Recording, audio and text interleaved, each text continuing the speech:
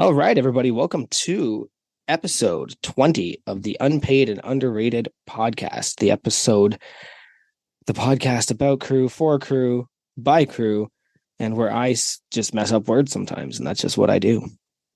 Joined tonight by Big Keith. Keith, and that's Big Joey. And of course, we're also joined by this beer. So, let's just kill the elephant in the room. We don't have a guest this week. We had somebody planned. Something happened. They're not here. It doesn't matter. I'm sure they'll tell you about it when they need to. So as it stands right now, what are you drinking? In honor of last week's grapefruit talk and all that fun sex talk we had with that, I had a nice grapefruit. Oh, no. I heard... Oh, you froze right hard there. So I think you said grapefruit bubbly. Yep. Grapefruit. All right. Okay. Yeah. All right. There it is. A pamplemousse. I have a Puppers. I don't know what that is. Well, it is as heard and seen on Letterkenny. It is the official beer of Letterkenny. Oh, yeah. I feel like I'm like 6 months removed from the last time I watched one of those episodes. So it's like all the inside jokes are starting to trickle away. Yeah, their beer here is brewed around here, so it's pretty easily accessible to us. And and again, I got my wife packed me a nice fun cooler, but I also have to test my deadlifts tomorrow, apparently in Juggernaut again. And I don't know if we're going to get to everything she packed because I need to be a person tomorrow. You train a lot of days back to back, looks like, too. Is that just kind of how your work schedule is? You just Juggernaut wants you to train 3 or 4 days a week, and you just however you kind of fit it in. It doesn't really matter if it's Monday, Tuesday, Wednesday. No, it's usually Tuesday, Wednesday, Thursday, Friday. Sometimes I'll skip Friday for Saturdays. But that's just how it goes. I can do 4 days in a row. Like, I don't even like training 2 days in a row. Like, I don't know. It's just my old man body doesn't love that. The way that my work schedule goes, training on weekends is difficult because we're only open a certain amount of time. So I have to be there.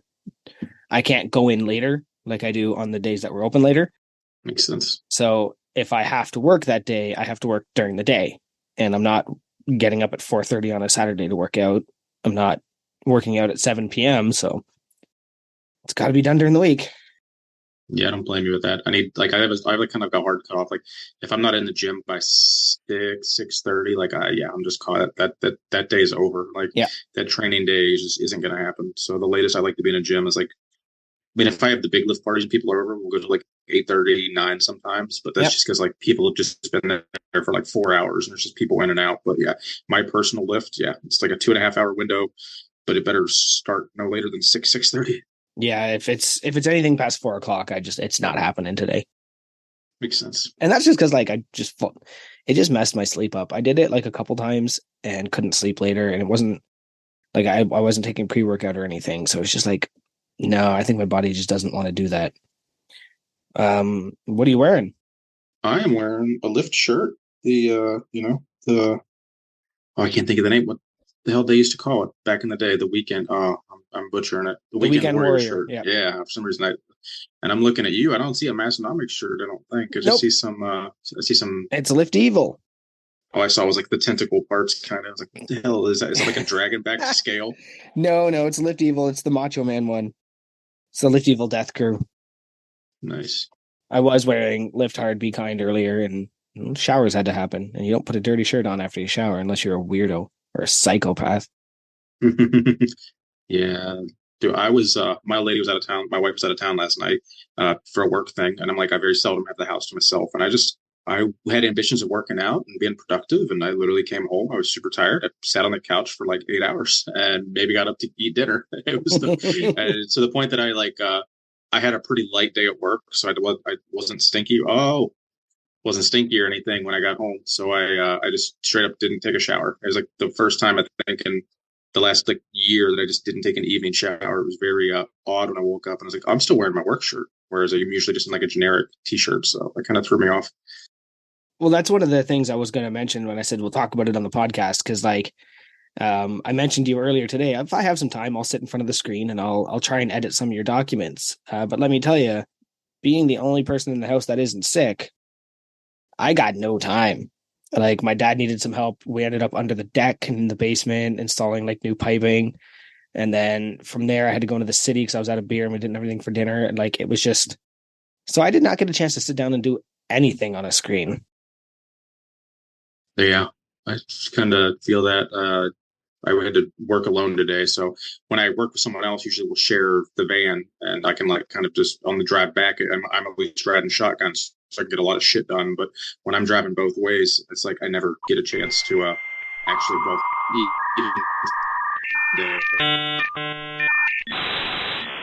Well, I wish your Wi-Fi worked a little better. That's another freeze we had for you there. But that's okay. That's okay. We're all a little confused right now because we've been joined by somebody that doesn't usually join us. So, did you want to say hi? Yeah, can you hear me all right? We can hear you. I just want to say, long-time listener, first-time caller. I would normally not recognize that there are any other podcasts, but this is now in the greater Massonomics universe, so this is one of the only other podcasts that exist, but there are no others still. Love it. Love it. Thanks for thanks for that. That's our ad read, I guess. I'll hang up and listen to the rest next Tuesday. I'll see you guys next Tuesday. Thanks, Tanner. Yeah. That was good. I enjoyed that. So I got a little thing here I want to touch on. So front squats. I haven't really done a ton of front squats. No, so my experience with them has been minimal, but I've got a little medical issue I'm kind of working around. I won't really go into detail on that until I get some answers, but probably not going to be putting a barbell on my back for, the immediate future. So I'm not going to not squat. And even the SSB, I just can't put anything in my back currently. So, I'm going to do I'm going to try to do a block of front squats, maybe try Zercher squats, maybe we'll see. But wow, my quads were hurting for like 2 days in like a different kind of thing too. Because like when I squat, I'm pretty quad dominant when I squat, but I'm still obviously engaging a lot of hamstring and a lot of glutes. Mm-hmm. When I did front squats, like I had like zero hamstring and zero glute engagement. So I'm having that weird feeling of like, well, my ass doesn't hurt, my hamstrings doesn't hurt, but like my quads have this like enormous pump. So I'm kind of curious of what I can do. I think I pushed my single to like 63%, maybe something like that.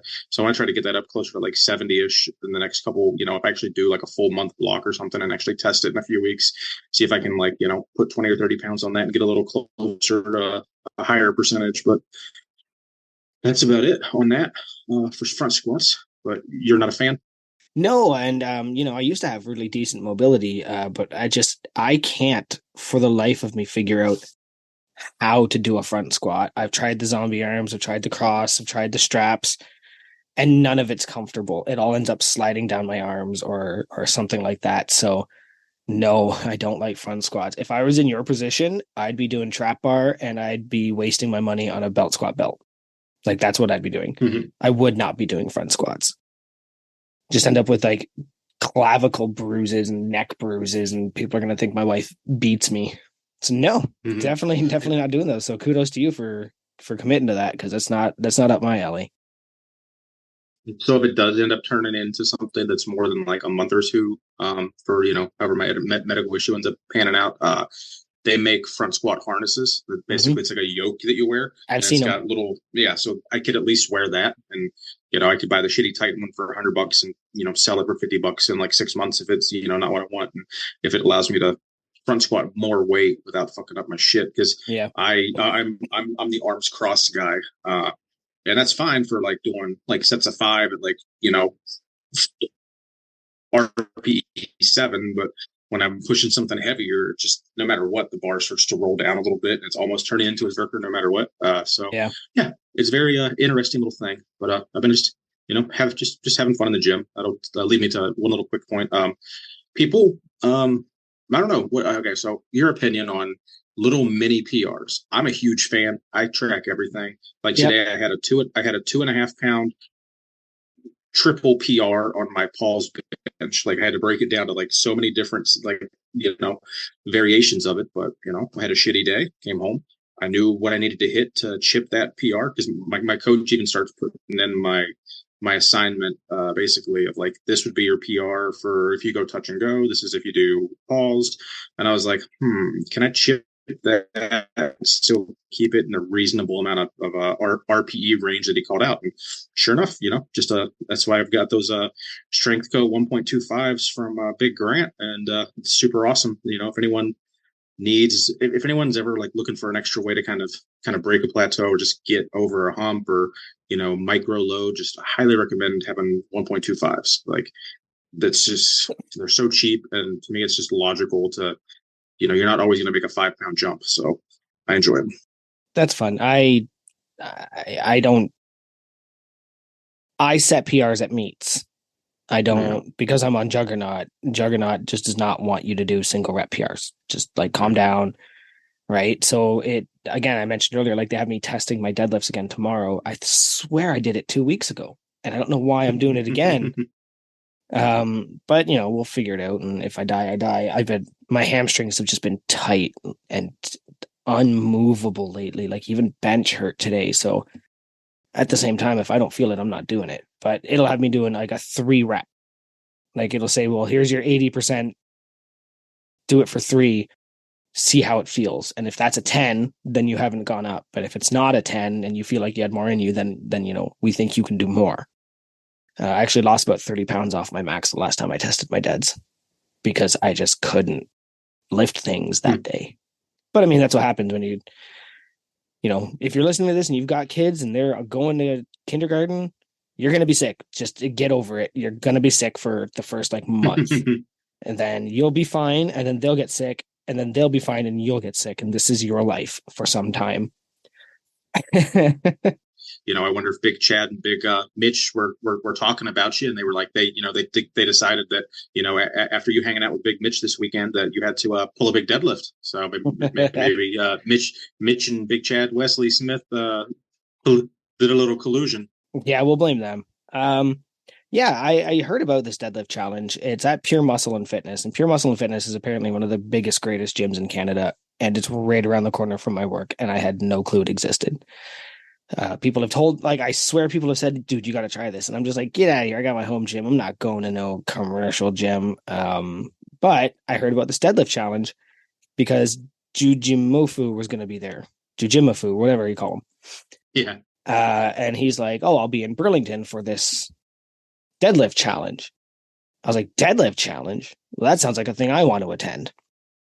So, and I moved my schedule around so that I could work and then go after work.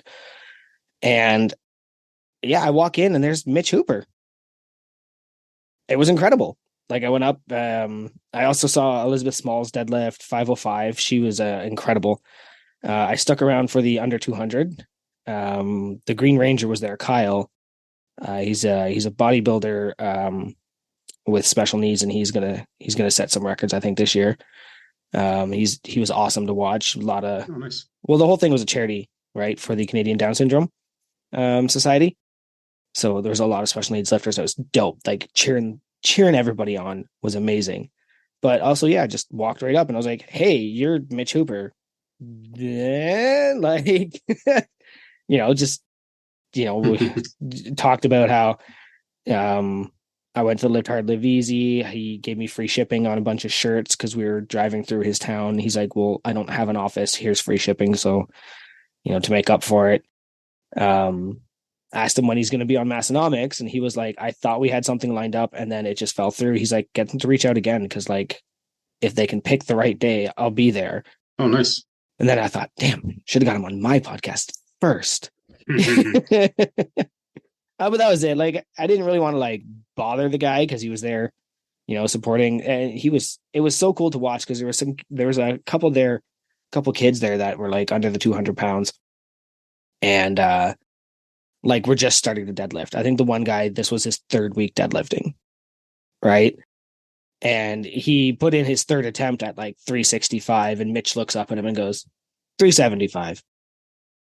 And the kid's like, I don't know, man. And then I went 375. So me and Mitch are both telling this kid from either side of him, you're doing 375. And he got it up like toast. It was awesome. There was the kid there, Jaden, 18 years old, pulled 600. couldn't lock it in. He got it up. He wasn't sure he would even get it up, but he couldn't lock it in. And I even told him, I was like, that wasn't a strength issue. That was a technique issue. You're not locking out on your way up. You're saving your lockout for the top end. And I was like, you had that easily. So good for that kid. Like that was killer to watch. And that was it. That was like the deadlift challenge. It was packed. The energy was incredible. I kicked myself, honestly, for not signing up. Like, I wouldn't have won anything under there were people there, honestly, pulling over 700, and they weighed in at like 199. Jeez. And it's like, you cut to get into this weight class so that you could beat us all. And that's fine. That's the name of the game, because there was cash prizes. But like, also, not sure I'm going to really respect that game. Good pull, but stay in your own weight class. Now, was it like a rising bar? Like, it just makes 50-pound jumps or something, and you pop in where you think you can do it, and then once you miss, you're out? No. It was, you had 3 attempts and a 4th attempt if you nailed all 3. Gotcha. That's cool. Yeah, it was really awesome to watch. And like I said, I sat down and this guy was sitting next to me, and he goes, I was wearing the Get a Grip shirt. I wore the Mass Numbers Get a Grip shirt, and the guy beside me goes, are you competing?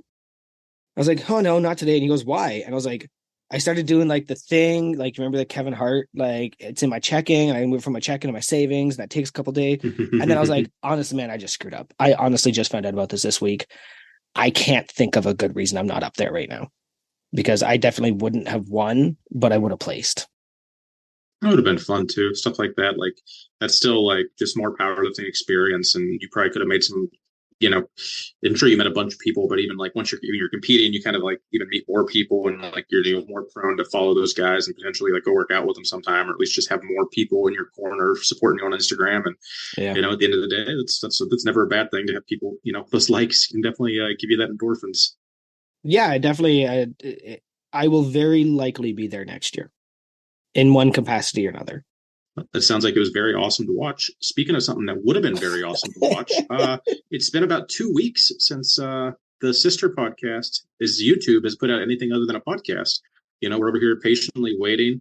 I don't know if it was just me, or they kept changing the event dates or the event title of like when the next video was going to come out, because I could have swore we were supposed to get the chicken bake like a week and a half ago, and then some other video was supposed to come out, and now there's just like, I keep looking at it. I'm like, I could have swore that said something else. And yeah, I think it was 13 days today since the last one hit. So where you guys at? What you been doing? We enjoyed those YouTube videos. Well, we know where you're at. You're out and you're heading to go hang out with Big Dave Tate. And was it Mike? Was it Mike Israel that you're hanging out with, right?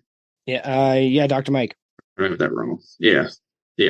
So they're probably they know they've got a lot of content to edit when they get back from that. They're probably going to get at least 2 or 3 videos. So I'm sure there's some good ones coming up. And there's definitely some chicken bake controversy on the macros. They might be waiting to actually, I don't know if either of them actually had one yet. So they might be trying to find one on this trip, possibly, since they're going to be like, in the Midwest a little bit. If only somebody from the sister podcast had been on our podcast about 5 minutes ago for us to ask. Oh, yeah. Completely drew a blank on that, didn't we? No, it throws me for a loop whenever anyone logs in, and it's like the screen because like the screen appears first before like the face shows up. And I was like, oh, it's. I was like 90% sure it's gonna be Aaron, and I'm like, oh no, it's one of the hosts. So, but that's always cool. So when they pop in on us. I have not noticed the lack of YouTube videos because I rarely get to watch them as it is. So that's me admitting to my fault there. But I did not miss the debut of The Orange Glaze on Instagram. Not sure what's going on there. Don't know who it is. I have my ideas. I've got my druthers.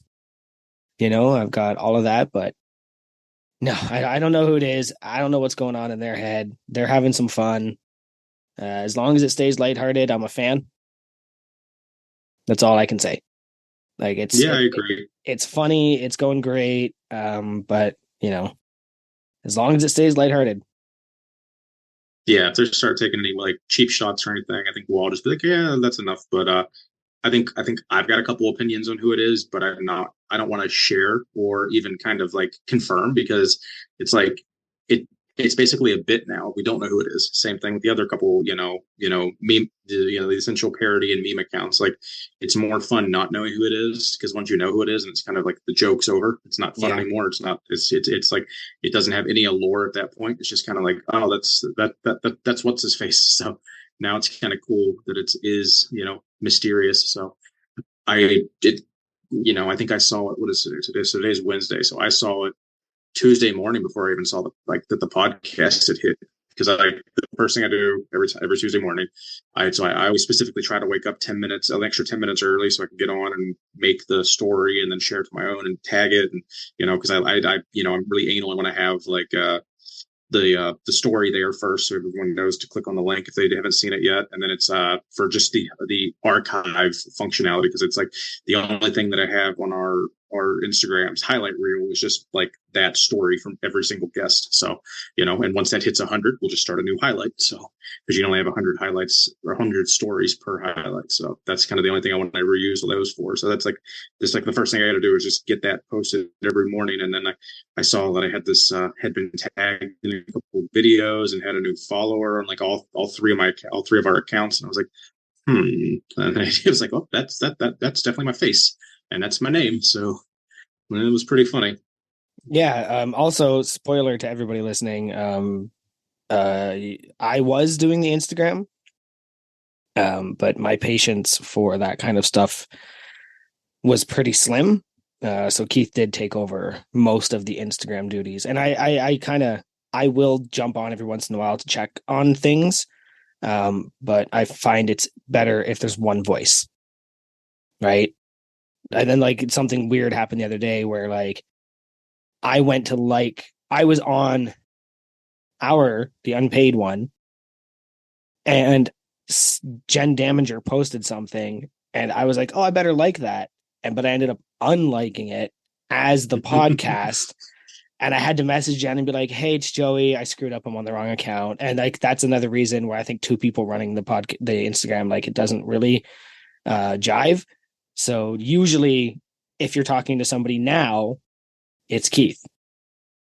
Occasionally it's me. And I think you will notice when it's me, because like today's Q&A question, I put up a very silly image, and most of you won't know what it's from. Those of you that do know what it's from will know that was me that put that up there.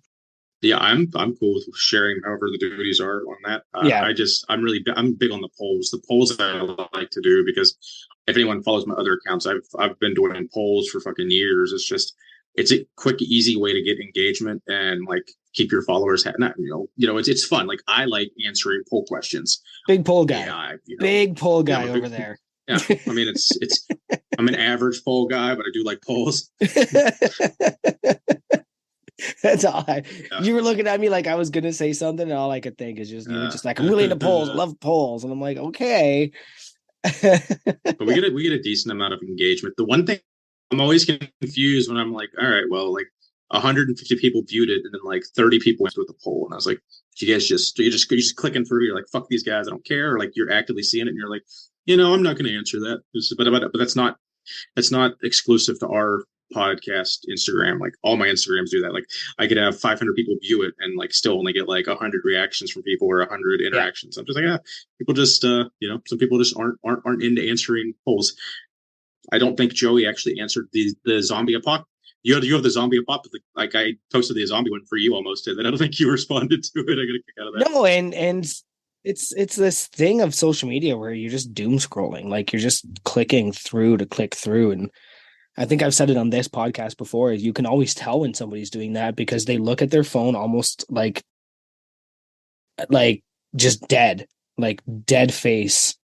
We talked last week about being neurospicy, and having to mask is something that, people who are a little neurospicy have to do, where you have to pretend to fit in sometimes. And if you've ever seen somebody like that take off that mask, that's the face that everybody makes when they're doom scrolling. It was a university professor that pointed it out, because he said he can look up and he can see each one of you that are on Facebook.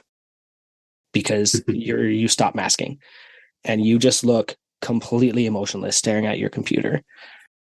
And that's what it is. It's like they're not even reading the poll. They're just going through trying to get the next hit of serotonin.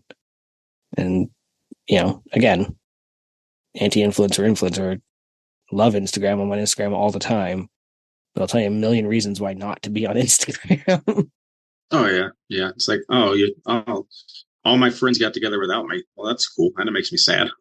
Mm-hmm. Speaking of friends, friend of the podcast, fellow crew, Big Jeff is going to help out a little bit here. He is going to be the first official unpaid intern of the Unpaid and Underrated podcast. He is on sticker duty for at least a while.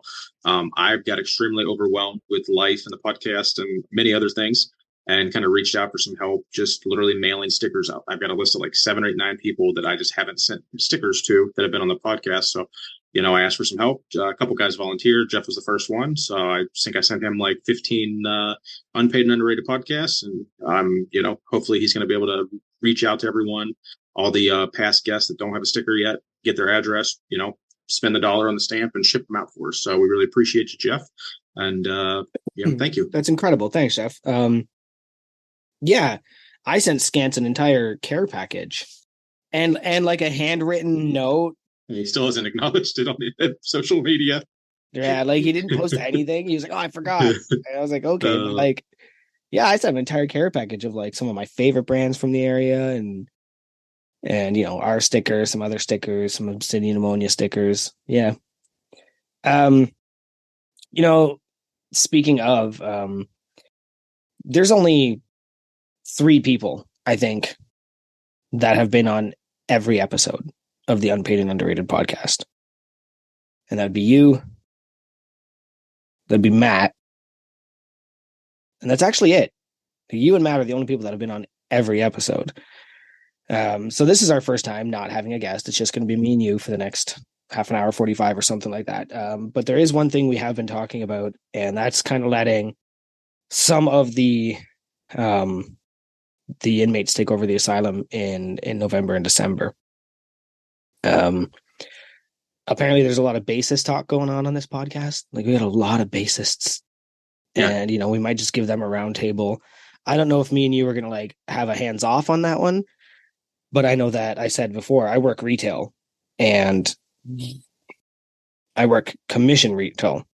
So that last weekend, that Black Friday weekend, it's not going to be easy for me to set aside 2 hours to record a podcast.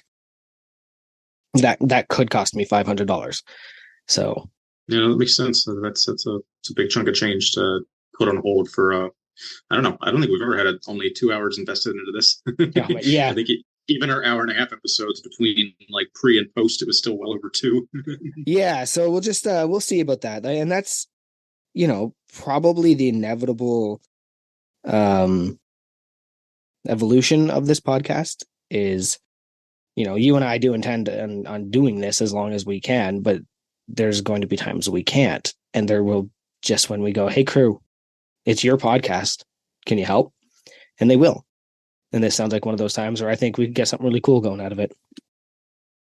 But yeah, you guys are going to be the driving force. Like if you're a bassist or you and like 2 or 3 other guys have a general topic you want to talk about for an hour and a half, like, I mean, yeah, put it together, approach us, say, "Hey, this is what we want to do." Like, DM each other, get it all figured out, use the Discord, obviously. Like, I would love to hand over an episode or two, especially during the holidays. I know that's kind of selfish on our behalf, but like we've put the last 22 weeks of this. I think we deserve a break every now and then if you guys want to actually have an episode. So, and if not, we'll just have a short episode, or maybe we'll have to skip a week here and there. Ideally, we're not skipping a week, but it is what it is. We'll put something together if we can. But, if you've ever wanted to, kind of run the show for, a week, let us know. Yeah. And also, like, if you just have a normal person job and can show up on Black Friday week, that might help too, right? Like, I don't have a normal person job. Even if I just do I could do a roundtable with a couple other guys too. It's like, I mean, I'd love to have a week off here and there, but, it kind of is what it is. But I think anytime we probably don't have the core, me and you, it probably wouldn't be an interview based episode. I think we'll save that for when it's us for the most part. Yeah, and that's fine. Probably just because it's a lot of work, but if we have different different dudes filling in, we can just have a general topic and just kind of talk about themes or just throw up the Q&A again. But yeah, let us know, guys. There's 300 other crew, so just because we're the driving force doesn't mean we own the place. Yep. I got one in here, and sometimes we take really controversial subjects. Yeah, this one was surprised that was you. Well, yeah. I've said it. I don't know if I've said it out loud before, but I think Randy Travis is probably the best love songwriter that I have ever heard. All the music he wrote and sang. Like I was just sitting outside having a cigar, I think last night. I don't even think I was having a cigar, and Forever and Ever Amen came on. And that song's untouchable.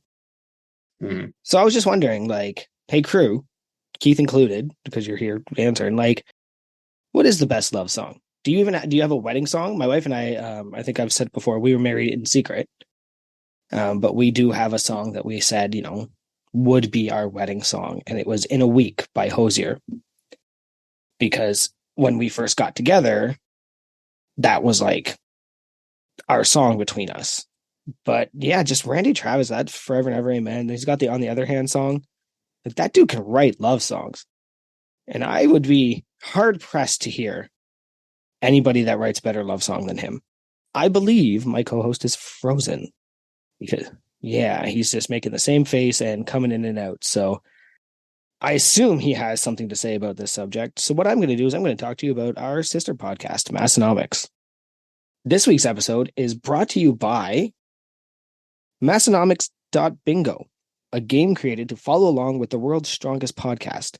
Each week, you will get a new board to follow along on the podcast. If you hear something from the podcast that's on your board, click the square. And if you get a bingo, screenshot the page, post it to your story on Instagram, and tag Massonomics. You can find the most recent episode of the Massonomics podcast on your local and favorite streaming platforms. So remember, that's Massonomics.bingo. Head on over and play along. Hey, buddy, I'm here. Hey, welcome back. I just decided to do an ad read. Yeah, my Wi-Fi it inherited some of Tommy's features, I guess, and decided to not like me. I don't really know why, but I'm just gonna go remote and just sit on my front porch, honestly, because I just feel like I'm louder when I'm on my phone, so I don't want to wake my wife up, and it's nice 50 outside, so I'll just chill on the porch for a half hour. All right. So if it's a little dark on the video, I'm here, but you might not be able to see me. But to get to your question, favorite love song as far as like wedding specifically, like our wedding song when we dance favorite love song, maybe your wedding song too. Give me both. Well, I'd have to think about love song. I just went right to the wedding because you had wedding in parentheses, I think. So Plant Black, When I Said I Do, it was like our wedding song. We danced to it, and it's very sentimental still.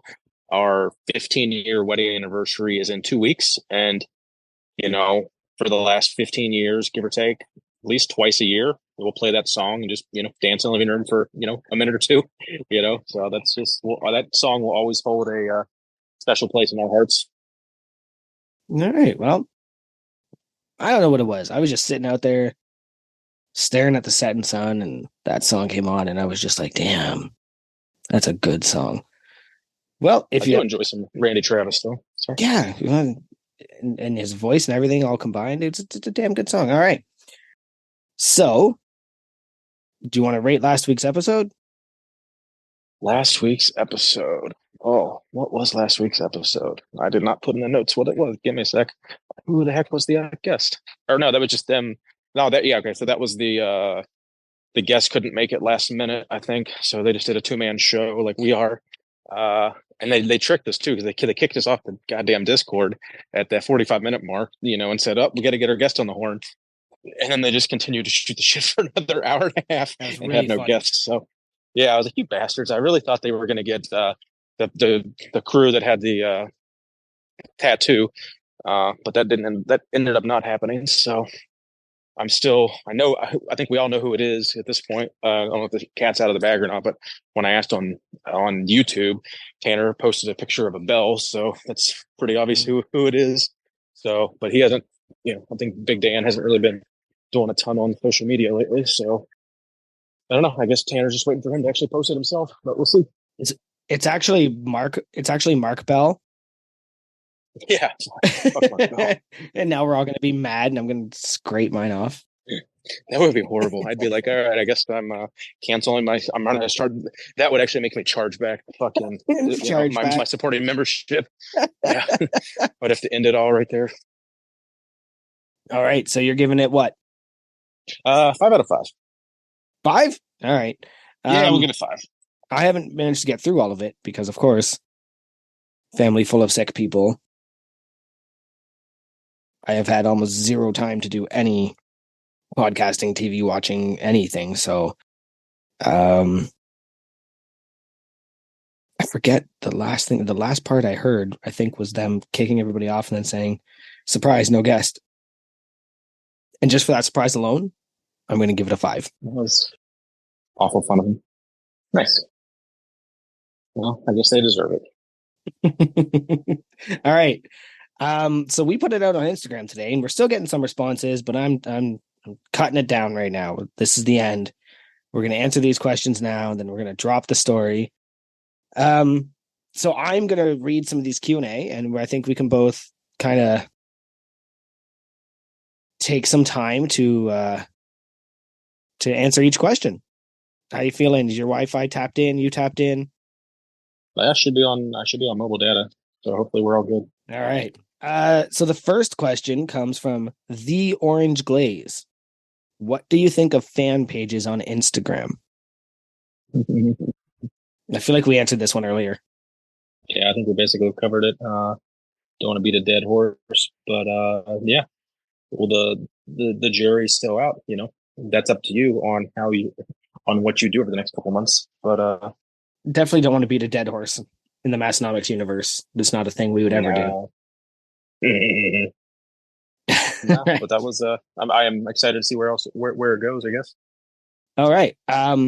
Also from The Orange Glaze, Halloween is this month. What are some of your favorite scary movies? That also might be a giveaway as to who The Orange Glaze is. Oh yeah, I gotcha. Scary movies. I mean, I've seen them. I've seen, like, you get the Nightmare on Elm Streets. Like, they're a little too freaky for me. The Jason movies, the Friday the 13th. Those have some decent ones, but I don't know. I grew up. I guess I kind of reminisce to what I grew up with. So, like, Screams and I Know What You Did Last Summer. They're not great movies, but kind of growing up with them, it's just like I'm more prone to watch something like that just because for nostalgia. But there's like 20 different Halloween movies. I never really loved the Halloween, but I'll toss one on every couple of years, like on the actual Halloween weekend. I've said it on the podcast before that Paranormal Activity, I think, is one of the top. I have always been a fan of Rosemary's Baby. Don't know if that would be a horror movie or a thriller, but Rosemary's Baby is definitely one of the top tier ones. It's a thing I care about. I mean, I have horror movie night, right? Where everybody goes to bed and I tell my wife, like, I'm checked out for 2 hours. I'm watching a scary movie with my headphones in tonight. And I watch a scary movie every week. Maybe the reason that we're being asked this is because I did, when I posted the question, I used a scene from Hereditary, with the smiling naked man in the bathroom or in the closet. That's what that scene was from, because Hereditary was a great movie. Last week I watched Talk to Me, which I feel like I really enjoyed while watching it. Reminiscing about it, don't know how much I loved it. So probably Paranormal Activity and Rosemary's Baby. And then there's one that we've talked about in the Discord, and it's almost like a curse to say it. And it's called Bone Tomahawk. That is a movie that has scarred me. I watched it once by myself during the day. Like, there was no like weird creepiness around me. And there are scenes from that are so traumatic that I will never watch that movie again. And I don't encourage anybody to watch that movie. And I know saying that means that some of you are going to go and watch it. It's disgusting. It's just not a great thing to look at. So I would say that probably because of that, it did its job. Right? Like that makes it a scary movie because it permanently scarred me. You know, one I really like, it's like, it's Halloweeny, or I guess it's freaky, but it's more Halloween. like feel good almost. Yeah. Well, what the hell was the Michael J. Fox one? Frighteners? Oh, Frighteners is a classic. Yeah. Yeah. So like, I wouldn't say it was scary, but it was like, I still enjoyed it. I thought you were going to say that Adam Sandler one that came out last year. Oh, I don't think I watched that one. I think it's on Netflix. I think it's probably on my Netflix watch list, but I'm not in a hurry to get to it. Worth it, actually. I didn't hate it. I do enjoy, like, I mean, I'll watch every vampire and every zombie movie ever made, basically, but I don't, those aren't necessarily scary. That's like its own entity. To me, Yeah. scary has to have like a serial killer or some kind of like spiritual thing. I don't watch slashers. I prefer the paranormal. I prefer the stuff that allows me to control my anxiety for 2 hours. Yeah. It's like I'm in control of what's bothering me now. All right. Okay. So this one comes from Cody. Big Cody. How often do you think about the Roman Empire? What is this from? I've been seeing this all over the place. It's just a meme. It's mostly TikTok, and if it starts on TikTok, it'll creep over towards Instagram. It's just this idea that men think about the Roman Empire a lot.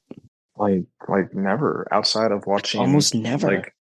Like Gladiator. Was Spartacus Roman Empire time? I can't remember. Yeah, probably. Yes. Like outside of like watching something that is like Roman themed. I think there was an HBO show called Rome also, wasn't there? It was like early 2000s. But like, yeah, no. Yeah, Lucy Lawless was in it. Oh no, that was Spartacus. There was another one like was it predating that by like years. Yeah. So never. Yeah, outside of consuming media that's based about it, as soon as that's over, nothing. I also like wasn't a big history buff, I guess, so I don't really, outside of what I see in movies, I don't know much about the Roman Empire. So now the Mongolian Empire, I think about a lot, but I think we talked about that already. Yeah, you're Genghis Khan fan. Okay, all right, we beat this one a little bit into the horse. Big Jeff has asked us about the Massonomics chicken YouTube. We already kind of touched on that. We have no clue what's going on with that. So here's one. Big Jeff wants to know, can an animated movie be included in the discussion of favorite movies for that actor? And this is based on when I said Polar Express is a good Tom Hanks movie. He says because Tom Hanks technically wasn't in it, his voice was, he doesn't think it counts as a Tom Hanks movie. So if you have to write it, there's no writing the line, and I can't say maybe. I think I'd have to agree with him. Like it's close, but I think I'd have to agree with him. I guess I would like to hear examples of like someone having such an amazing role, but it's just a voice actor. Like that's a different thing. Yeah, like a voice. You can be a great. Like that's a different. I guess I have a thing for voice actors. I tend to recognize them and be able to like figure out who they are and where they're from and stuff like that. So voice acting to me is a big deal. So yeah, like is Cars an Owen Wilson movie? Is Toy Story a Tom Hanks movie? I can see where you're coming from. I'll say no. I say I agree that I don't think that does count as a Tom Hanks movie. But then of course we're going to say that Castaway wasn't a Tom Hanks movie because he might have been in the whole thing, but without looking it up, you don't know his character's name. Right? So then like where does that end? Wilson's friend. Yeah, he was Wilson's co-star. Okay. All right. Next coming up. So Big Chris Damager wants to know, who do you think you are and what gives you the right? I got nothing for you there on that one, buddy. Where did the lore, like, is that, am I, like, I know that we say that internally. Is it like from something else that we stole? Because like It's got to be a TV reference or a cartoon reference or something. I want to say Family Guy is where I think I can remember it from, when he writes Life Cereal. And he writes the sarcastic, like, good for you and delicious and part of a balanced breakfast. Who do you think you are? I think that's where I know it from, but I'm not going to pretend to have any insight on that one. Big Jeff wants to know, with the other hosts going on a trip this week, will they eat at Red Robin, Waffle House, or somewhere else? Costco. Yeah, I could see him hitting up Costco. I don't think they like Red Robin. I know there is no Red Robin. Was a Waffle House the one they? Yeah. Well, I take Red Robin over a lot of the stuff they talk about for food. Red Robin to get a decent burger for like a chain. So, all right. Okay, from Big Chris Damager, FMK. Ooh, I like these. Yeah, these are always common. Planks, crunches, and ab wheel. Oh. I'm going to go first because I did see this one come in, and I said I wouldn't look at any of them, but I did see this one come in. The ab wheel can go to hell. The ab wheel can go straight to hell, do not pass go, and burn. Every time I do the ab wheel, I'm screwed the next day for anything. I can't bench, I can't squat, I can't do anything. So I will say, kill ab wheel. I would marry planks because I've been doing those instead of the ab wheel, and they're just great. Like, you start shaking and everything's all scary for a few seconds, but like, it's fine. Just keep going and then die. But then you're fine the next day. And then I guess that would mean F crunches. Crunches, yeah. Ironically, I think those. I'll do a crunch, but I don't love it. Yeah. I think year 3 or that's the order I was going to go. I think that I did kind of peek at that one, and I was thinking about it a little bit, and I was like, yeah, what you just said, because the reason the reason I got to kill ab wheel is like sometimes ab wheels are great, but then other times like it'll hurt the shit out of my forearms and triceps to the point that like then I'm jeopardizing my my next day or something like that. So whereas like a plank, I'm not gonna hurt myself on a plank, and all I got to do is just drop. And I actually have a funny story with an ab wheel. I have the one that kind of you can only roll so far out, and then it almost starts to auto retract a little bit. It's like the really popular one. It's like $40 on Amazon. Like a lot of people have it. But if you have it the wrong direction and you go out real quick, I don't remember how somehow basically like I was basically like in the middle of doing an ab wheel, and the whole thing like decided, fuck you, I'm going to reverse now, and it basically like slipped out of my hands, reversed, and smacked me in the fucking face. So yeah, fuck ab wheels, or well, no, kill ab wheels. Yeah, marry plank, and then F crunches. I like an invert or an incline crunch or an incline sit up, I guess, but just. Oh yeah, that's I don't do a ton of core. I do core like once a week. I have core programmed once a week, and I probably do it every other week. Yeah, absolutely. Like, I don't want abs. I want a strong core because I need it, but I don't want abs. I don't want to do anything that's going to hurt my body. All right. Okay. So Big Nate, our producer, he put in a ton of things. But to the nature of the program, I'm going to go in order. Who is one non-crew you wish you could have on the podcast? It'd have to be someone still in the world. Like, they have to be like someone very massive. Ooh, I'm trying to think. Who's non-crew? I got one. So this is kind of a call out, and hopefully she becomes crew soon. But our good friend Hannah, Grayson's significant other, great Graysonomics, life partner, Hannah. I would really, I met her at the Lift for Lazy Classic, and she was a former member of the gym, and she seems pretty friendly. So that would be cool to talk to her sometime. All right. I wish I could remember meeting I know I did. So obviously Mitch Hooper, because that would have been hilarious. Um, I went the realistic route. I met the guy. I should have brought it up. I genuinely should have brought it up. Because when he was like, we'll just pick a day, like it's got to be like a Tuesday or a Friday. I was like, done. Like I could do that. Maybe Jen Damager. Yeah. I think if we were just to have like a let's talk about, I think, okay, I have thought about this before. And it's a thing that I've brought up many times. Having some of the significant others of a, like not established, but like active crew. Mhm. Just and like we just submit, we give them a couple topics to talk about, and they're allowed to just like. Obviously, we don't want them to go on there and be like, we hate our husbands or wives or whatever. But like, just go on there and be like, this is what it's like having a husband that's into Massonomics. I think that would be really funny, even for like a shorter, like half hour to 45-minute episode, because I think it could get really stale at some point. But I think that that would be really like get my wife, your wife, Jen Damager, maybe Mrs. Scants, you know, Big Jen's husband, like get those people on and just like, how is life with people like us? Like, how do you, what's that like? I think that could be really fun. My wife would be like, he's literally on his phone 24/7. And every time I ask him what he's doing, he says it's something podcast or Massonomics or Unpaid Intern related. Yeah. I'm like, well, yeah, because it is. Because it is. I'm not lying. Like, I'm not exaggerating when I say I spend hours fucking with this shit every week. I really do. I think that could be a really, really fun episode to have. Okay.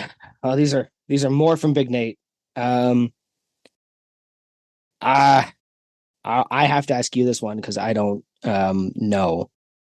Are there any good NFL picks for the weekend? Man, I'm so far. No, I have no clue. I don't know what the games even coming up are. Great. Go sports. I don't do fantasy. Yeah, I love. So I follow my three. Like I follow my college team. I follow my NFL team.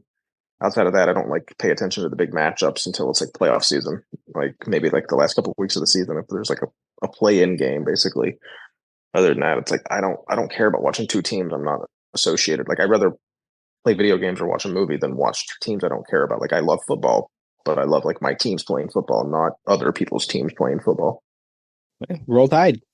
For those of you wondering, my wife put in a pickleback into the cooler today, and I drank that while you were talking about football. And I assume I'm going to regret that in about half an hour. Okay. Favorite chain restaurant meal? I already have an answer. I want to hear yours. Longhorn Steakhouse, New York strip with French fries and ranch dressing. And as of late, it's always been with a salad, but their salads the last couple of months have been like really bad. Like they're not chopping lettuce up. It's like it's not like iceberg lettuce. It's like this really like just over. It's just a really weird fucking lettuce. So I'm like, I got a corn on the cob last time there as opposed to the house salad, and like that's my go-to now. It's like steak. Sometimes I'll switch up French fries with mashed potatoes. But I think the steak, mashed potatoes, or fries and corn is gonna be my that's like our we go out to the steakhouse like once a month or give or take. So that is my new that's my go-to order. We did a Longhorns when we were down there actually. Steve was like, because Steve, before the trip to Ohio, Steve was in the States way more often than I am. And now that we all have passports, I'm just like, going to New York. Like, just like, let's just hop the border. It's easy. It's actually, it's about an hour and a half drive. Yeah. I'm going to say Boston Pizza. And this is only a Canadian thing. Sorry, all the Americans, but they, if I'm specifically craving pasta, they have a craving what? Pasta. Do I say that funny? How do you say it? Pasta. Pasta. You're saying pasta. Pasta. Pasta. Yeah, pasta. Pasta? No. That one will be let's They're gonna get let's called hear out for Aaron's thought that. about that in the Discord. Yeah, for Yeah. sure. Like, have I been saying it wrong for 38 years? I hope No, not. God, no. I say things weird. It makes people laugh all the time. They have a jambalaya fettuccine. But I don't like shrimp, so I always sub out meatballs. So it's just fettuccine, spicy. It's got peppers, onions, hot peppers, and then they stack it full of proteins, which is like sausages, chicken, and cut up meatballs for me. And that is when I'm like, I haven't had any calories all day. I need all of the calories now. And I will go and eat one of those. And it's always like the plates are gigantic because it's a pasta place. So that would be that one. Nice. This actually sounds really good. One time on a conference call, one of the things I do specifically at my work is I hate redundancies. So I will go out of my way to find easier way to do things. That comes out of A, not wanting 16 steps to something I think could be 3. It also removes the ability to fail. And I think that if you were the person above and your job is to help the people below you, you need to remove barriers to their success. So if you have something, there's 5 steps on it, and you're going to make them accountable for all 5 steps, okay? You need to really make sure those steps are necessary. Okay? So we were on a call, and it was like 15 other managers, and I'm just chirp about this stupid process where it's like you need to ring out the right code and then type in the comment box and then type in on this box and then type in, and it has to be this exact wording. And I said processes instead of processes. And my friend Megan, like she's like my best friend, she's another manager from a star a little farther away. She hit the floor. She could not get over the word processes. It sounds so vulgar. Well, it's that thing where just sometimes I like to say things in like the old Greek way, but it's one of the ones that I forgot I was doing. So I just said it so naturally. I was like, you need to get these processes under control. And she was like, these fucking what? And anyway, so people make fun of me for sometimes it's on purpose. And I think from now on, when you guys make fun of me for it, I'm not going to let you know if I'm doing it on purpose or not. I think I'm going to keep going and just be like, no, that's how that word is said. You're wrong. Even your Jaegers. Go for it. Okay. All right. Also from Nate. The next 4 are from Nate. He really wanted to give us content. So thank you, Nate. If you could trade places with the other host for a day, what is the first thing you would do? I haven't seen this. I could trade places with who? With the other host? Is that what me? Oh, with you. Oh, if I could trade places with you for a day, what would I do? Probably go to Boston Pizza and grab that jambalaya. That sounded pretty good. It's a lot of food. That'd be so awkward. Like if it was like say it was like set it up as like one of those comedy movies with like trading places or something. Like we just literally woke up in each other's bodies for like you didn't know how long it was gonna take. Like I'd be so tippy-toeing around because there'd be like, so let's just say like you wake up and there's like a genie and the genie's like, you have 24 hours in this body. You can do whatever you want. Like, what would you do? And like keep it not fucking weird.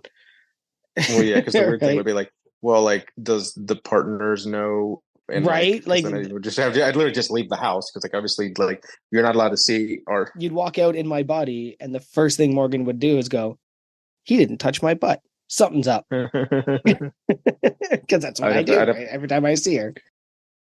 I'd have to make sure your kids were looked after because I'm not a child care person. So I'd have to make sure your wife or call a babysitter because I wouldn't want your kids to have anything bad happen to them. But I don't know. That's sort of awkward. It's such a weird question. Like I would use your deadlift bars. Oh, well, yes, I have multiple. That would be fun. I would go down there and play with all of the deadlift bars. That's the easiest answer I've ever had to give. just walk past your partner, walk past your friends, put down your phone. I don't want to deal with anybody. I'm Keith for the day. I'm going to go lift all of those deadlift bars and see which one I like the best before I buy one. I would probably honestly just sit out on your back porch and enjoy because you said you lived in the country and Oh yeah. I grew up in the country, but I live like in pretty much city limits now. So, I've got fucking four neighbors within 30 feet of my house. So Mm. not fun. Um, yeah, I would literally just enjoy peace and quiet. And I'm sure you're probably closer to more pretty parks and scenic shit than I am. So I would just enjoy nature that I didn't have to travel 3 hours to get to.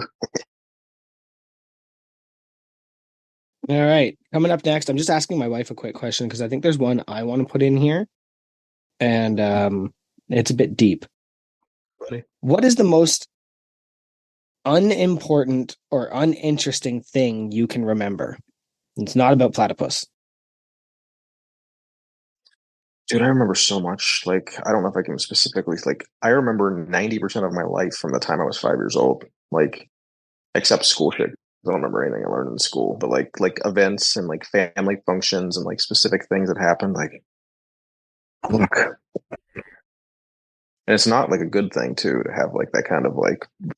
Is it a turtle that has a good memory? Or I think It's an I would it's an I think it's called eidetic or didactic, where you just remember every minute detail. It actually does sound absolutely awful.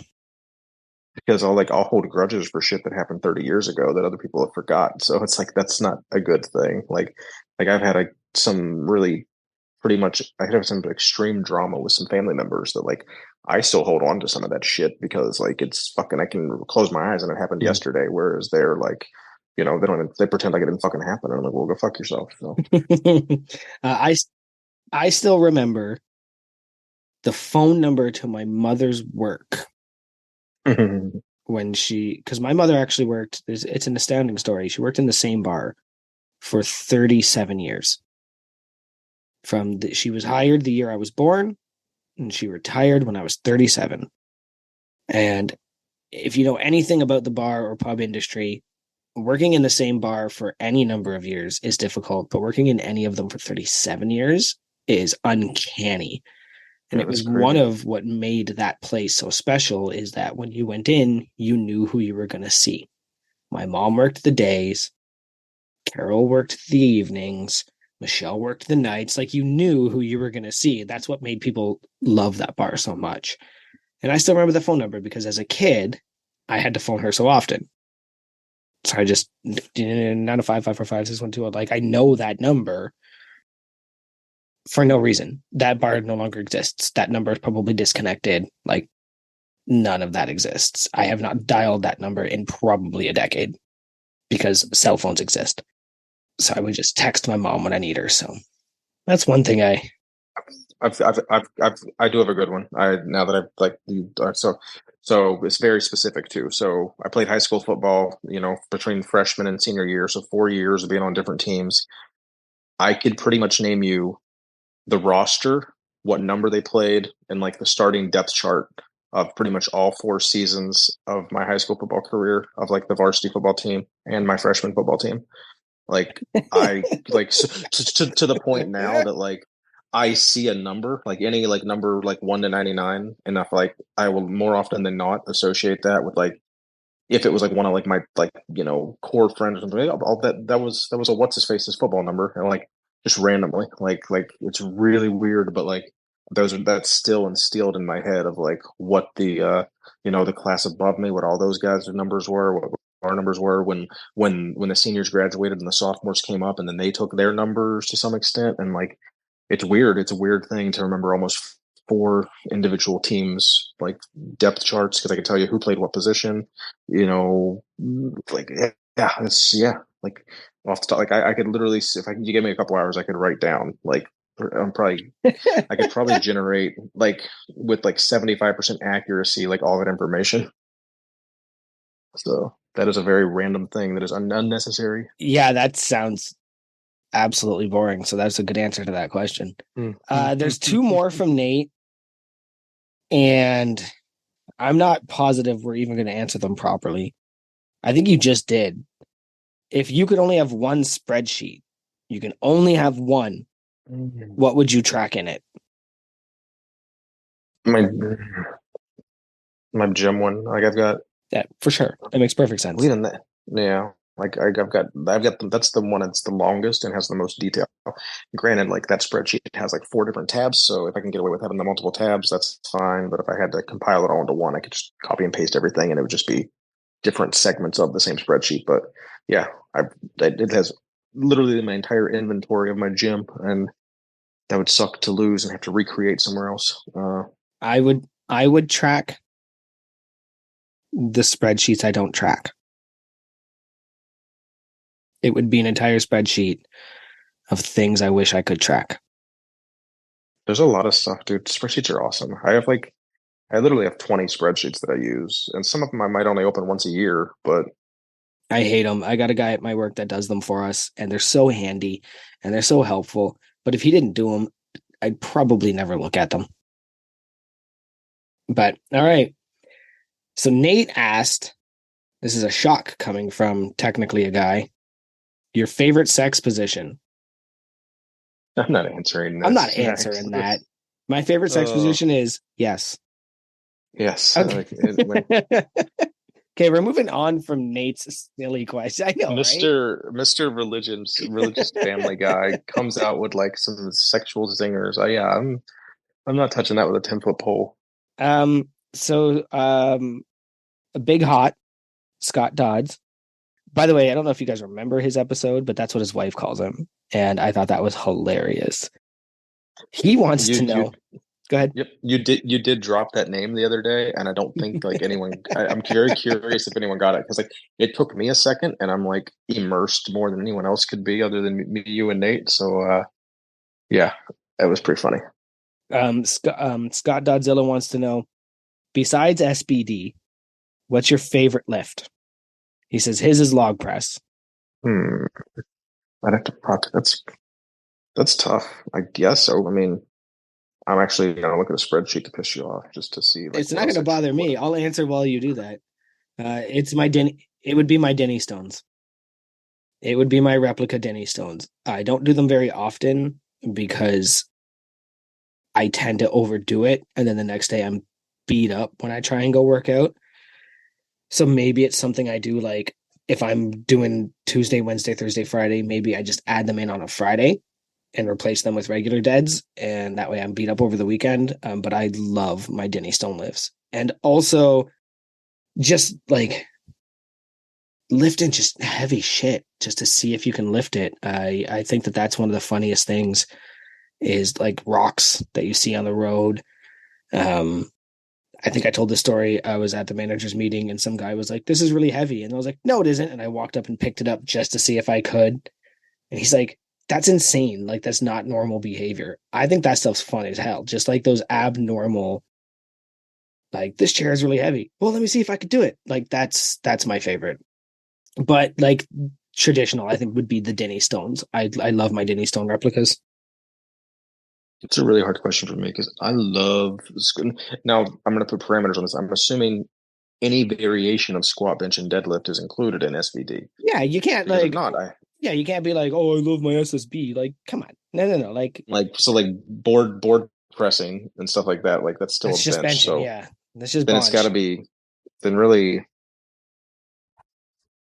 I guess overhead press. But I don't like overhead pressing. So I'm going to go hamstring. No. Quad extensions. I guess quad. Like I don't do a lot of like I squat bench and deadlift. I don't fuck around and do other like odd lifts. Oh, like you got it. My friends always like to play with the like I have other things I could do. Like I have all those blobs and stuff. So like for the grips training, but like I don't really enjoy that. I bought those for like my friends. So I don't know. I'm gonna say not applicable because there is nothing other than squat bench and deadlift. I'm really interested in log press, and my 10 years with my company is coming up, and they're going to send me some sort of gift card. And the first thing I'm doing is looking at a log press. Like that's probably, if I can apply that gift card to that, that's what I'm going to buy, even if I have to do it outside. It's either that or I'm going to buy some farmer's carries because, all right. Good question, Scott. Yeah, buddy. From Big Jake, not Jake State Farm, other Jake Hyde. He Heidi, yeah, I know what you. Yeah, but he's Sorry, super sorry, fucking Jake. jacked, dude. Yeah, the big dude. Let me know if I said your name wrong. He says, "What is something beloved by the crew that Joey hates, so we can rag on him?" And I think he's talking about how everybody's been ragging on you about Will Ferrell. Absolutely. I Yeah, don't. that's a I good one. well, like I don't know because I don't know what all of you love.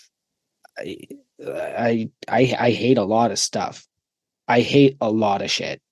There's got to be something that's come up in your general life where people have been like, "You really don't like that?" Like if you share your opinion at work and someone's like, "Wait, there's no way you don't love this." Like that hasn't come up. No, not really. Um, and that's interesting is I just hate a lot of shit, but it's all the like I don't like superficial things. I don't uh, I don't like vapid anything. I don't want to get political, but I am sure I'd piss off a ton of people if I started talking politics. Yeah, Like I don't know, Jake. I'm sure there's something. Um, that is a good question though. it is. It's probably music I'm related. intrigued. There's probably a band out there that I absolutely hate. Oh, I got one. You don't like Big Bang Theory or Friends? I do not. I don't find them. Nope, that's a good call. There's a lot of people that probably like maybe not so much Friends, but I guarantee there's like 30 to 40% of the crew like Big Bang Theory, and then the Yeah, rest have never even heard of Friends because they're too fucking young. those people are wrong. Um, AC/DC is one that maybe like, but the problem is like I enjoy listening to AC/DC, but I'm always gonna laugh my ass off whenever he starts singing. Like the first like two notes of his voice is gonna kill me every time. Oh, I hate Kiss. Maybe that one will bother some people. I don't love Kiss. I once said somebody asked me for some words of motivation, and I said if Kiss can become billionaires and suck, you can get over whatever you're going through right now. So maybe that one. I don't know. I'm just trying too hard to be controversial right now. I got nothing for you guys, but I'm sure it'll come up. I think the coolest thing about Kiss was the late '90s movie Detroit Rock City. Filmed in my city. Oh, nice. Yeah, the where they go. There's a lot of shit filmed in Canada that's like been like portrayed to be like Chicago or something. Mostly my city. Yeah, Hamilton has really cheap, cool. easy access. We give them pretty much like give us $5 and you can like close down an entire like city block. It's easy. Like we do that so that they come here. Okay. From I wish I knew who this was. Big Mills. Do we know Mills's first name? Is it 85? Yep. David Mills 85? Yeah, David, that's one of the Davids. One of the Davids. Orange Glaze Obsidian collaboration. So for those of you who don't know, Obsidian Ammonia is one of our sponsors. We did recently get a referral from them, which is kind of cool. Just trying to figure out, how that actually works through the system that we have in place. So yeah, Orange Glaze with Obsidian collab. Like, what would that smell like? Yeah, because would it be like orange creamsicle or like citrusy orange? Because those are like two different. You'd have to go creamsicle because you like it would honestly, if you went just orange, it would be like somebody pissed on an orange. Like it would be overwhelmingly awful. Yeah, so like an orange creamsicle, that would be. But I don't know if I could get like because that's like it's like an enjoyable flavor. I don't think I could like. I wouldn't get amped up to that. I would want to go like just relax and like fucking eat at Cracker Barrel because it's like where I like that was like the only place I remember like growing up that would like serve like an orange cream soda. So like I don't know. I don't know that would be a great collab. I don't think so. I've been bothering Travis for a Jägermeister collab so that I could have like black a Jägermeister. black licorice. Now it's got cloves and shit, but we'll see. Something's coming eventually. That mofo guy wants to know what the fuck is that picture, which would be this. I'm assuming he's talking about the picture from Hereditary. I thought it was a beardless you at first, but I kind of zoomed in. I was like, no, that's not him. Okay, so it's not like they're listening to this podcast. I'm going to tell you why I had that picture in my phone. And I'm assuming anybody that's actually still listening is so invested in this podcast. So me, you, and the 5 people still listening. I was at the pub the other night because I forget what reason. I think it's like don't come home. The kids aren't asleep and you'll rile them up. So go out and eat. And I ended up texting my wife. I said, like, there's a couple in the corner that looks like they're either looking for a third or their next victim. And she's like, what the fuck does that mean? So I sent her that picture. I said, looking like that guy from Hereditary hiding in the closet with that smile on his face. And that's why I had that in my phone. You know what? It is one of those things where I've said it before, chirping is like my second language and I have to hold it in. I can be very, very mean when I need to be. I choose not to be, but I assure you the shit talk is real in my head almost all the time. It's not worth it like 97% of the time, though, especially if No. it's with like family, friends. Like if it's people you have to have reoccurring Yeah. fucking events with, like there's no point. Yeah. Like, just be the bigger person and just like for the most part, Just don't say anything. every now and then you gotta tell people to go fuck themselves. But like 90% of the time, it's not worth the fucking fallout. Yeah. Unless somebody goes, yeah, what were you thinking? And then I'll just be like, well, fuck, here we go. And like, you just start just chirping hard. All right. 2 left. One doesn't make any sense to me. I'll see what I got. I'll go with that one first. So this one's from the Big Mac. Dream blunt rotation of sister podcast guests, and you can only pick 3. So what I'm assuming, I don't. That's gotta be a typo. I don't. no. So remember that 70s show where like they just sat around the table. Yeah. So what was the? Now that I got that in my head, okay. So Like you're sitting at a who do we table wanna with hang out 3 with? people. Like through dream shot rotation, dream cigar table. Like who are the 3 people you would love to sit around the table with?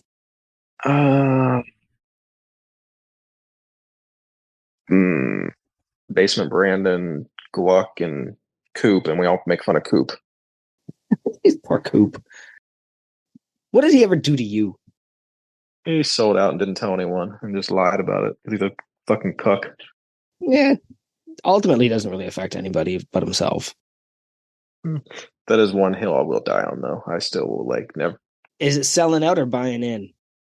Big Jeff, let us know. Oh shit! Now I want to change my answer earlier to the one non-crew you could have on the show, Arnie. Dream blunt rotation of sister podcast guests. Who's been on this? Yeah, that would have been a good one to like have advance notice because like I'm sure I could come up with a better answer that was like profound and like just scroll back and look. Mouser was tons of fun. Yeah. Grant from the Strength Go, he's a shit ton of fun. I find him so funny. Every time I see him, he says shit that kills me.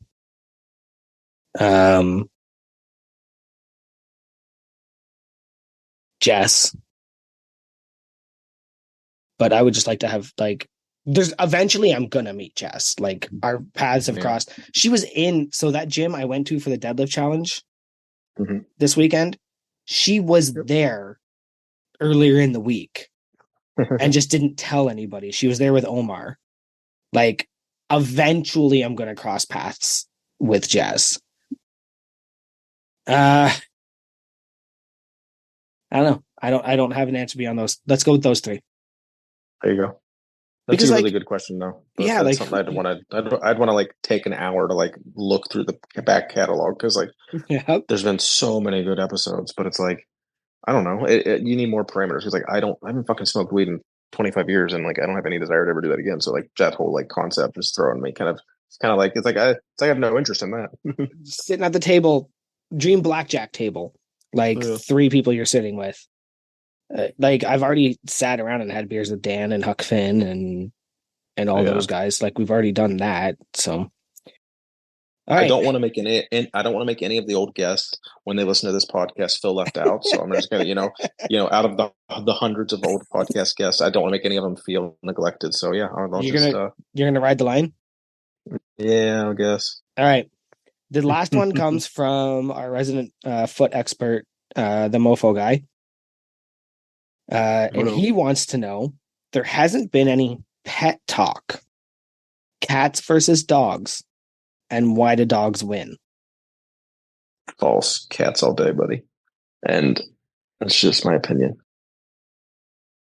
But we are potentially going to be getting a cat soon, so that'll be a future like general topic that I'll be talking about. Like everyone that knows me knows we lost our cat about 9 months ago, and it's been like completely gut wrenching, hard year. So we'll stay tuned. For my wife had just spent several $100s buying new cat stuff, and we're looking at kittens this weekend. So there'll probably be some cats coming home real soon. Hell yeah. I had a cat for when I moved out on my own. I moved out with my partner at the time, and my mom's come up a lot. I'll let her know. She knew somebody who had a cat that he couldn't take care of anymore.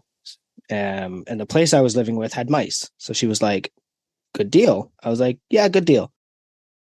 So this cat ended up moving in with us named Conchita. And she took to us immediately. Like there was no like hiding. There was no fighting. She ate within seconds. Like she was just comfortable with us. I had that cat. I think she was 6 or 7 when I got her. And I finally ended up having to put her down at 18 or 19. Nice. She stayed with me. She did not go with my partner at the time for that entire time. I've posted pictures of her. She was cuddly. She was just the best cat I think I could have ever asked for. When I had to put her down, I knew she was sick, and the doctor said, like, we can do surgery. She's like, I think she was 18 at this time. Like, she had to have been close to 18 or 19. Because, like, I don't know how old she was when we got her, so we just, like, assume she was 7, because I think she was a rescue from some flood. I think the New Orleans flood. And eventually when I had to put her down, like, I knew she was sick, and I just said, like, no, just let her be a cat. Like, we're not going to drug her. We're not going to, like, let her be a cat, and she will tell me when she's ready. And sure enough, I came home from work one day, and I won't get into detail, but that's when I said, I don't want to cry. Yeah. I just said, I ended up, my current wife now, she had moved in with me at the time. So she was living with me in Conchita. And I phoned her and I said, we're going to the emergency vet. Something ain't right. And the emergency vet was just like, it's time. You've got to make the call. And yeah, so that was the day. And I will tell you right now, living in the country, having a cat would be fantastic out here. Having a cat that we keep in the house would help us with the mousing, help us with the spiders, help us with everything. I do not want another cat, because that you cat just said mousing. I don't think mousing is a word, but whatever. Is mousing a word? Sure it is. Let us know, crew. But yeah, so I just don't want another cat, because it will never be her. And her parents have cats, and I love those cats, and I'll cuddle with those cats and play with those cats. The neighbor has a dog. I'd love that my neighbor has a dog, because I don't want a dog, but I have access to a dog that I can play with and tug of war with and all that. But I want nothing to do with another cat, because I don't want to go through it again. Mm-hmm. So kudos to you, because I know you guys are going to do that, and that's amazing. But like out here, man, foxes, coyotes, owls, vultures, hawks, anything could take out a baby. Sometimes I got to watch the kids with the size of the vultures we have out here, where I'm just like, I'll just hover over you for a few seconds. So I just don't. Either way, sorry, Aaron, cats win. I don't blame you on that. I already told my wife that I have no intention of loving our next cat or the cat after that as much as I love Gus, because he was we had him for a decade. He was our only child, essentially. Mm-hmm. Like we do not want kids, and we cannot have kids for medical reasons. So it's not a thing. Pets are going to be our only, companionship the rest of our lives, other than ourselves, each other. So yeah, that was the hardest thing we ever did in like my adult life. I feel like losing him. So I've already kind of like, I don't know that I'll let my heart open up as much as I did with him. So if I'm sure I will, who knows, but like going into it, of like protecting myself a little bit, or at least, trying to, we'll see. But you will. I could have, yeah. Because what's going to end up happening is you're going to try and protect yourself, and you're going to see how it affects them. When you put that wall up, the cat's going to go, well, this guy wants nothing to do with me. And then you're going to go, well, now I'm a jerk to that cat. And then you'll be fine, man. You'll be fine. Hitting us with the deep ones. So we have this game we like to play every episode called Unpaid or Underrated. And ironically, we really are getting into that segment now. It was a perfect segue. Yeah. It's, that did actually work perfectly. So this week, because obviously we don't have a guest, I'm going to go with 3 and you're going to go with 3. We'll just ask each other. Yep. And I do understand that you reached out to Mauav, and I actually ended up reaching out to yours. Yeah. So big thank you to Morgan and Stephanie for contributing probably most of these. Yeah. I threw some out to the Instagram crew, so I have one from them as well. But unfortunately, the one that they gave me that I was like, that's really good, we've already covered in the episode, so I won't be able to use Big Damanger's suggestion. All right. Do you want to go first or want me to go first? I'll go. So Big Joey, you're familiar with our game, Unpaid and Underrated and all that stuff. So we'll just dive right into it. So let's dive right in. I have got one for you. I'm not sure if it's the plural or the singular, but I'll go ahead and say it. Lobsters. I don't know if it's lobster or lobsters, but I guess same thing. I'm assuming you got that one from Mauav. Yeah. I fucking hate lobster. So first of all, they're bugs. They're just bugs. They're just big bugs. If you step on a cockroach, if you boiled a cockroach and ate it, you'd be eating a lobster. It's the same shit. They're arthropods. They eat trash at the bottom of the ocean. But for some reason, culturally, we've decided they are the most, it's the fanciest. It's the height of all things fancy. And they're disgusting. We flew all the way to Halifax, and I'll tell you, I made it a point that I was going to have lobster in Halifax, and I don't care what anybody says. I took 2 bites and gagged and threw out a $30 lobster because I was like, this is stupid. Why did I ever think I would enjoy this? So majorly Unpaid. Lobster is trash. I can see where you're coming from. I didn't love lobster, I guess, growing like necessarily growing up, but like the couple of times I had it, I was like, unless it's drenched in butter, it's not great. But I would say about 10 years ago, my wife and I went to just eat butter then. We went to was it Maine, Cape Cod area, and I got a lobster roll like pretty much twice a day for like 3 days straight because it's the best thing ever. It's basically it's like a lobster salad, like ham salad. But at that point, though, it's like a meat salad on a bun. It could literally be any meat. It's just this idea where it's just like, you're going to go get this lobster and they're going to boil it alive and you're going to eat it and it's going to taste great and it's the height of all culture, blah, blah, blah. And it's just like, no, these are bugs, man. And they're disgusting. So anyway, Unpaid. Okay. There you go, Jake. There's your answer. I'll switch up my order and jump to my last one since you already mentioned bugs. Okay, so Unpaid or Underrated, catching houseflies barehanded. No, she would put that out there. I am an expert housefly hunter. It is uncanny how fast I can grab a housefly out of the air. The other day in the washroom, there was a housefly bothering me, and I was stepping out of the shower, and I snapped my underwear and killed that fly. It took me 2 tries, but I killed that fly with the elastic of my underwear. I am, for some reason, the fly terminator. So I'm going to say underrated because it's such a stupid skill. It's such a stupid fucking skill to have. But like, I'll just be sitting there and like just drinking a coffee, and then I will just reach out and have a fly in my hand. And like, I'm not going to squish it in my hand, so I'll take it and put it outside. Yeah. And if I have to squish it with my hands, I will. But usually I don't like to do that because that's gross. But I can just, like, these flies, they just see me and they go, yeah, that guy's good. And then I just catch them and take them outside. This is a good question, honey. What the heck? I had a follow-up. It's just, okay. So my follow-up to that would be, how many, if any, fly swatters are in your house for anyone else to use, or are you so efficient at it that you guys just don't own fly swatters? We cannot get efficient enough at it. I have fly tape. I have 3 fly swatters. We live across from a turkey farm. Okay. So flies are abundant on hot, windless days. That's Again, like my house is also just covered in fly guts because just smack, smack, smack with the fly swatter. that all sounds very unpaid.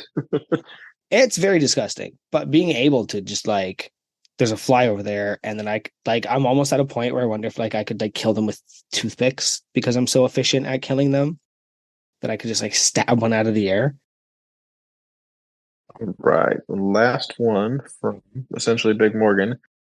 I'm hoping I pronounce this right. Valhalla Java. Mm. Okay. Underrated. So Valhalla Java is from Deathwish Coffee, and it is Zach Wild's collaboration with Deathwish Coffee. Okay. And I used to drink Tim Hortons coffee every day. It was just part of my habit. And then I can't remember if she bought me one or if I bought myself one, but it was the first coffee I ever brewed at home that made me think, I only want to drink this coffee. It was so good. So good. And now it's impossible to get. They're like $100 a bag to get them up here in Canada. It's fucking ridiculous. But they're not produced anymore. I don't know if they're not produced, but they're just not shipping to Canada. So now I have an affiliate code for 25% off with a company out of Quebec, which is Caffeine and Barbells, and they do a very similar, which is a dark roast with extra caffeine. So not your standard 80, but I think it has 120 per cup. So it's what I drink now, but ultimately every time I cross the border, I go desperately looking for Valhalla Java. It was so good. So good. Good. That's I want to say you passed unpaid and underrated, Big Joy.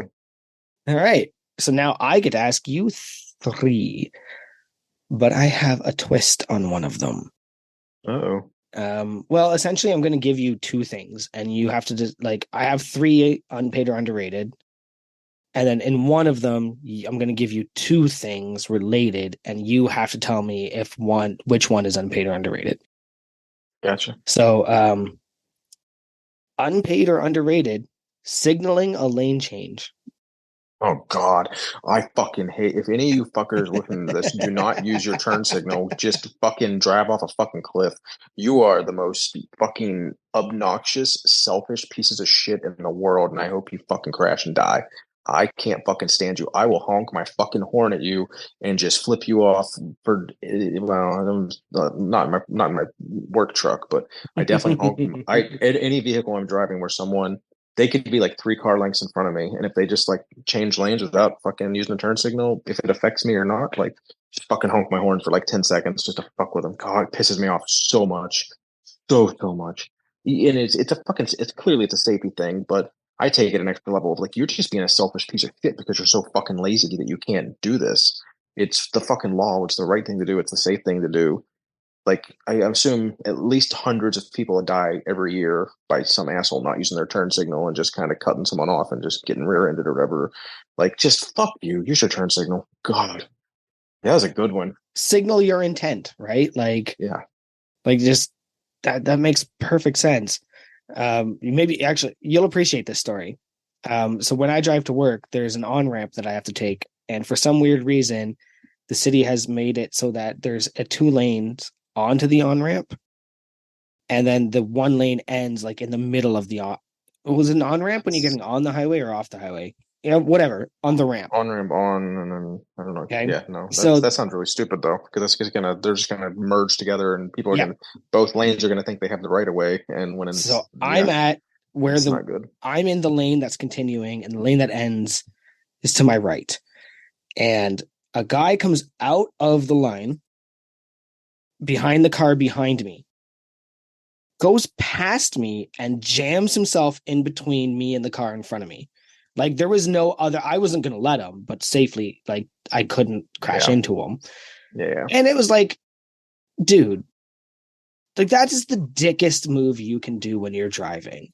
Like now we all have to wait so you can be 2 cars ahead. So I made it a point. As soon as we got onto the highway, I passed this fucker and I stayed in front of him the entire time. He ended up 6 cars behind me. And it was the most rewarding thing, I think. That was not more rewarding, but as rewarding as the guy that passed me on my street. I live on a country road. Obviously, I've said that like 3 times this episode. And people just like to speed because they think nobody lives here. I don't live here. There's no cops. I do what I want. And I was doing the limit because I live here and that's safe. And this guy gets all mad and he honks and he drives around me and he passes me. You know, crosses the full yellow line, crosses to get ahead of me, directly into the speed trap, directly into the radar. And I know Morgan goes, "Don't you dare." And I was like, "What?" She's like, "You're going to slow down and point and laugh at him, aren't you?" And I was like, "Actually, I was. I actually was going to do that." And she's like, "Don't. He's going to pass our car. He's going to know where we live." But good. Fuck him. Other drivers are the worst humans in the world. Mm-hmm. I think I got passed like 3 times. So like majority of my driving at work is like on a highway when I'll go I'll go 5 to 7 over typically. When I'm on back roads, I mean not back roads, but I'm on like a single lane road like 55, like I'll go 57, 58, 59 max. And I got like people fucking pass. I had a fucking U-Haul pass me. He had to be going like 70 and a 55. I was like, I'm not fucking like there's a lot of windy turns and shit. Like I'm not. Yeah. I'm much more prone to go closer to the speed limit when it's not a straight fucking road. So people live here, man. Yeah. Relax.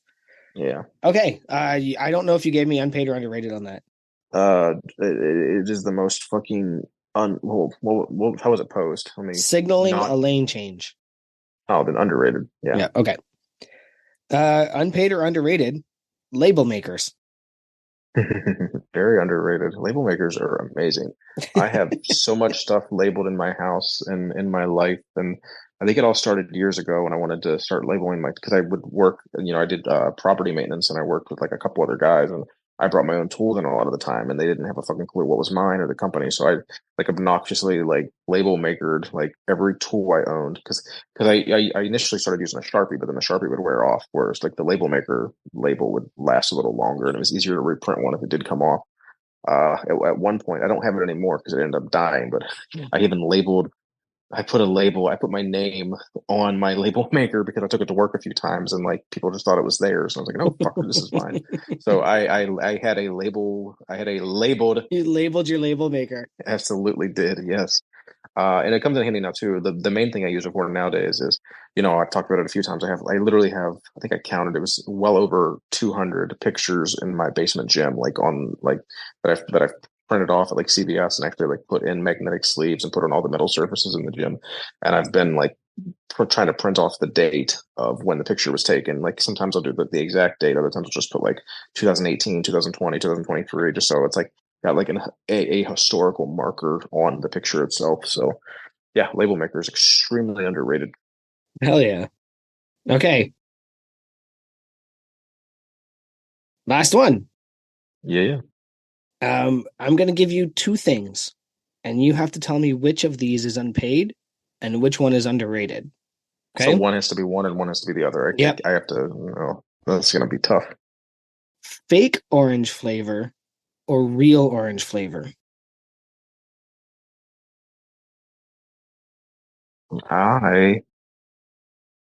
Honestly, I'll go with fake orange flavor being underrated and real orange flavor being unpaid. Yeah, I like artificial orange, probably like 5% more than orange. That's fair. Why? Like, give me an example of a product that is like that tastes better than sticking an orange in my mouth. Pretty much any orange popsicle, like either an icy or just like orange Gatorade, orange Mio now as of recent. Like it's a consistent orange. Whereas like I don't know, there's nothing worse than like just like a sour orange or like an orange that should be perfectly ripe and then it's like it's just not. And then like oranges are, I guess that would be part of it. The fruit orange is so inconsistent, and then once it Mhm. actually you have like a bag of them, and once you finally get to one that's perfect, the next one's fucking rotten, and the one after that's still not ripe, and it's just Yeah. like the inconsistency of fresh oranges. And then oranges are like, oranges are good, but then it's like, do you consider like tangerines and clementines and whatever the other one is? Like, are all those in the orange family? Because like all those have their own distinct flavors that like vary in enjoyment. So whereas an orange popsicle is just always gonna taste like an orange popsicle. I think you're gonna need the spreadsheet for that one. That was a good. She picked fucking good ones. Like I had a solid, valid, immediate answer to all of them. There was no writing the line. I had So interestingly, two of those were your wife, and one of those was mine.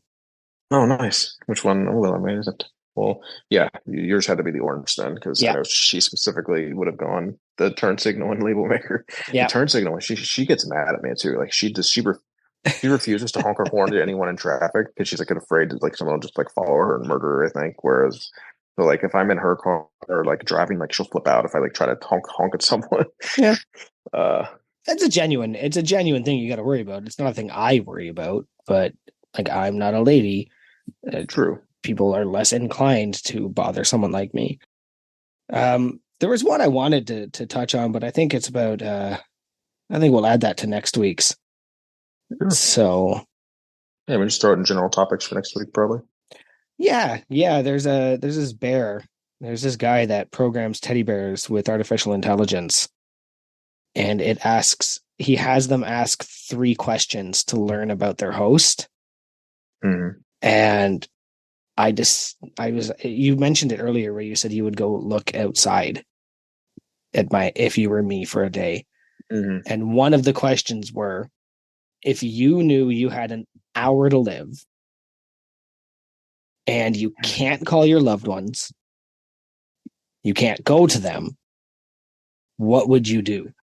And it was funny that both me and my wife said, I'd go watch the sky. And the idea that he asks that question, I think he said that it was like, it tells you what you wish you could do more of, what you think you're missing out on.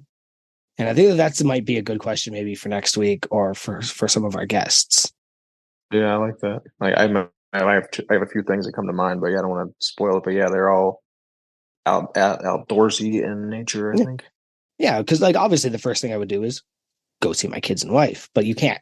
Yeah. That's off the table. Well, I would go and watch the sky for an hour until I died. I think the other one was if you could live. Okay, this will be the last one, and then we'll do our outro here. Because I answered this one to my wife, and it made her really emotional. If you could travel to any day in the past or future, what day would you go to and why?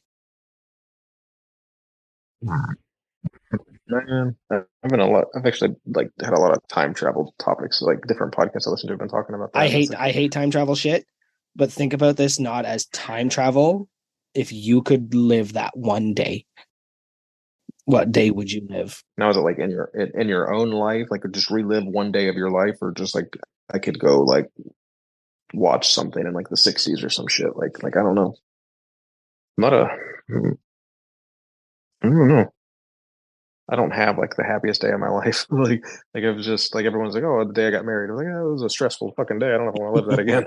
Weddings are the worst.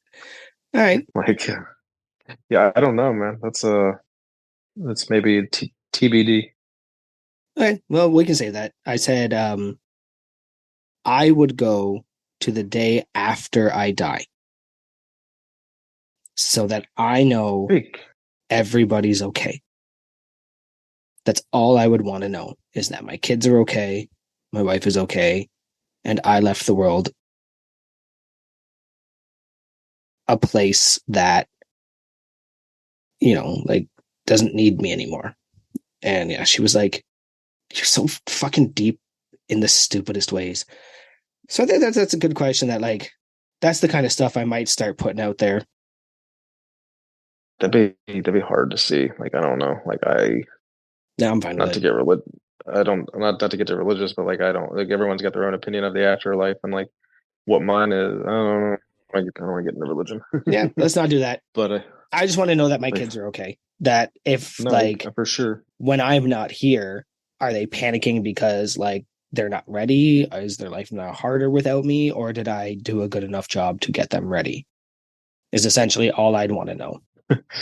But what if what you saw didn't make you happy, and then you were just stopped existing? Like, that would be horrible. Yeah, but then I get to go back to now and work to fix it. Oh, okay. I thought this was just. I got you. Didn't you say you liked Click? You said you liked Click. There's so many. I guess I didn't. I needed more parameters off the. I thought it was just more like basically like you're gonna. You know what it was? I think I was getting the last one about like basically you have an hour to live, and this one kind of mixed up. So I thought it was more like you have an hour to live and you're gonna travel somewhere for a day, and then you die. So I'm like, okay, this got me all. Nah, different questions, but that's all right.